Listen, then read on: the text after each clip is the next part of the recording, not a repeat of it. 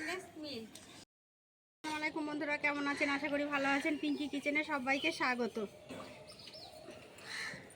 আজকে চিনি নিয়েছি আর দুধ নিয়েছি। আজকে কনডেন্সড মিল্ক বানাবো। আজকে বাপের বাড়ি এসেছি, কালকে আপনাদের বলা হয়নি। আজকে বাপের বাড়িতে এসে রান্না করছি।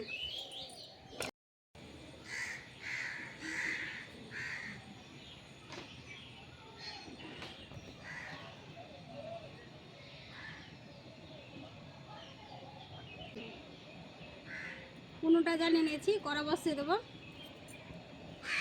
মাত্র দুটো উপকরণ দিয়ে আজকে কনডেন্সড মিল্ক বানাবো। দোকানে তো আপনারা কিনে খান, অত অনেক টাকা দাম। তাতে ঘরে দুটো উপকরণ দিয়ে, ঘরে থাকা উপকরণ দিয়ে বানিয়ে নেবেন কনডেন্সড মিল্ক। দিয়ে দিলাম দুধ, দেবো চিনি। কম খরচায় একবারে ঘরে থাকা উপকরণ দিয়েই কনডেন্সড মিল্ক বানিয়ে দিতে পারেন। এবার নেড়ে নেড়ে এটা কনডেন্সড মিল্ক বানিয়ে নেবো। আর কিছুই লাগবে না, মাত্র দুটো উপকরণই হয়ে যাবে। নেড়ে নেড়ে অনেকটাই কমিয়ে নিয়েছি। দেখেন দুধের কালারটা চেঞ্জ হয়ে গেছে। আরও কিন্তু কনডেন্সড মিল্ক বানানোর জন্য আরও ফুটাতে হবে। অনবরত আমি এভাবে নেড়ে নেড়ে ফুটিয়ে নেব।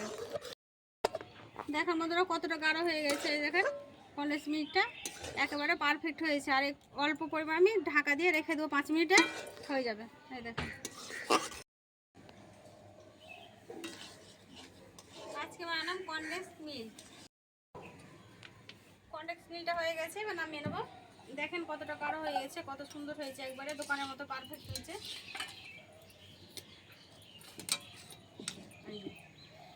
এটা 5 মিনিট নামিয়ে রেখে দেবো। 5 মিনিট পরে আবার ফিরে আসছি। 5 মিনিট পরে দেখবেন কতটা গাঢ় হয়ে যাবে। এই দেখেন বন্ধুরা এরকম হয়ে গেছে গাঢ়। এই দেখেন কনডেন্সড মিল্ক এরকম হবে, দেখতে পাচ্ছেন, দেখে বুঝে যাচ্ছেন কতটা গাঢ় হয়েছে। এই যে দোকানে কিনতে গেলে এটাই আমাদের 200 টাকা নেবে। তার জন্য বাড়িতে দুটো মাত্র উপকরণ দিয়ে একবারে ঘরোয়া থাকা উপকরণ, দুধ চিনি প্রত্যেকেরই ঘরে থাকে। এইভাবে একবার হলো কনডেন্সড মিল্ক বানিয়ে নেবেন। এতে আইসক্রিম বাচ্চারাকে খেতে দিলেও ভালো। এটা এই দেখেন কত সুন্দর আমার কনডেন্সড মিল্কটা তৈরি হয়ে গেছে। আপনারা চাইলে কাঁচের বয়েমে কি কন্টেনারে ভরে রাখতে পারেন। নর্মাল ফ্রিজে অনেক দিন রাখতে পারেন। আমি আইসক্রিম বানাবো, তার জন্য আমি এই গ্লাস নিয়েছি একটা। এই গ্লাসে ঢেলে রেখে দেবো। তার বিকেলে আমি আইসক্রিম বানাবো।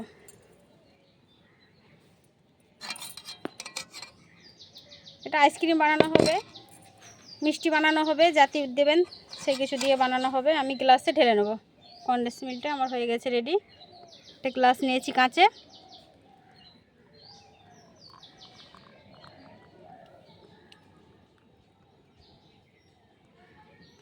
দেখেন কতটা কনডেন্সড মিল্ক আমার রেডি হয়ে গেছে। কতটা হয়েছে এটা আমি নর্মাল ফ্রিজে রেখে দেবো। মিষ্টি বানানোর কাজে লাগা যাবে, আইসক্রিমেরও কাজে লাগা যাবে। পুরো রেসিপিতে দেখলেন, যদি ভালো লাগে অবশ্যই লাইক কমেন্ট শেয়ার করবেন, সাবস্ক্রাইব করে পাশে থাকবেন। সুস্থ থাকবেন, সাবধানে থাকবেন। পরবর্তী রেসিপিতে আবারও ফিরে আসছি আপনাদের সাথে। পুরো রেসিপি দেখার জন্য ধন্যবাদ।